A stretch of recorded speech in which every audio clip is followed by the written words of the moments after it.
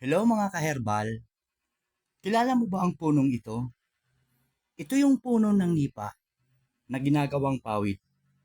Alam nyo ba ang nipa ay napakabisang gamot sa sakit na TB?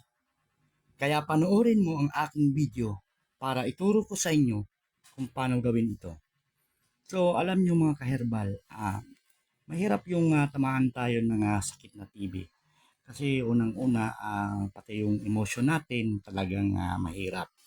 Kasi maraming mga bawal, lalo-lalo na yung paninigarilyo. Karamihan po kasi sa atin na mga kapatid na may sakit na ganitong TB, kaya hindi gumagaling kasi yung mga bawal, hindi nila sinusunod. Ah, Ito po yung puno ng nipa. Ah, Ito po yung yan puno niya. So, kailangan po natin kunin ito yung mismong sanga nito. Ano po? Ah, Yan, yung maganda po nito, yung piliin natin ng medyo mura na sanga. Kasi yung mura po, dito tayo makakakuha ng mas maraming katas. Ano po? So, ang nipa po sa aking experience bilang isang manggagamot. So, marami po akong natulungan na ito na halos talagang nawala na ng pag-asa.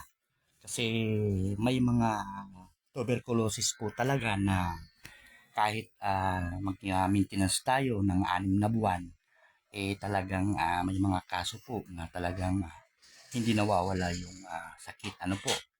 So kasi may mga tao po talaga na ah, mababa yung o mahina yung immune system natin kaya pagka tinamaan po ng ganitong klaseng sakit talagang mahirap matangkal. So ito po yung ah, nipa. So kailangan po ay malatan natin ano po. Yan at putol-putulin po natin ng maiiksi lang kasi para hindi po tayo mahirapan sa pagdurog. Ano po? So, halimbawa po, gagawa tayo nito. So, kailangan po yung proseso nito, mga kalahating baso lang na juice ng nipa. Ano po? So, kayo din po kung medyo sipag-sipagan tayo sa paggawa nito, pwede din po natin damihan. Ano po? Conforme po kung kasi po yung katas po nito ay kahit pwede naman nating istakin na abot po ito hanggang 21 days. Ano po?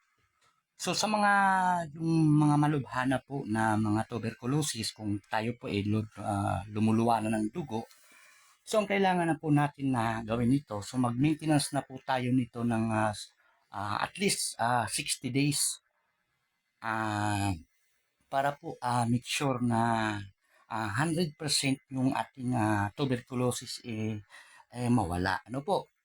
Kasi po yung iba naman ito na nasubok, nainom lang ng mga ilang linggo. Pagka nakaramdam na sila na medyo lumuwag na yung kanilang pakiramdam, hinihinto na po nila yung pag-inom. Kaya mga ilang buwan o ilang taon, nabalik talaga yung sakit nila. Kaya ang mas mainam po nito na gawin natin, yung 60 days po, so dapat talagang i-full pledge natin yun para po makasigurado tayo na ang bakterya ng tuberculosis matunaw. Ano po? So ayan, nadurog na natin. So yan, mas mainam po nito salain natin. Ano po? Para nakakasigurado po tayo na malinis yung ating iinumin. Mas mainam po pala nito ang pag-inom nito, hindi pa tayo kumakain. So isang beses lang po sa isang araw. Ano po? Kasi po yung base po sa pag-aaral namin, yung herbal, mas mabisa siyang inumin kapag wala pa po laman ang ating tiyan. Ano po? So ito na po yung itsura ng katas nito. Ano po? Ayan. So para lang po siyang tubig. Hindi po tayo mag-aalinlangan na inumin po ito kasi wala siyang lasa. Sana mga kaherbal, may natutunan kayo sa aking video. At kung nagustuhan niyo po pala ang aking video, paki-subscribe naman po ang aking channel. Koy, at samahan nyo na rin ng isang like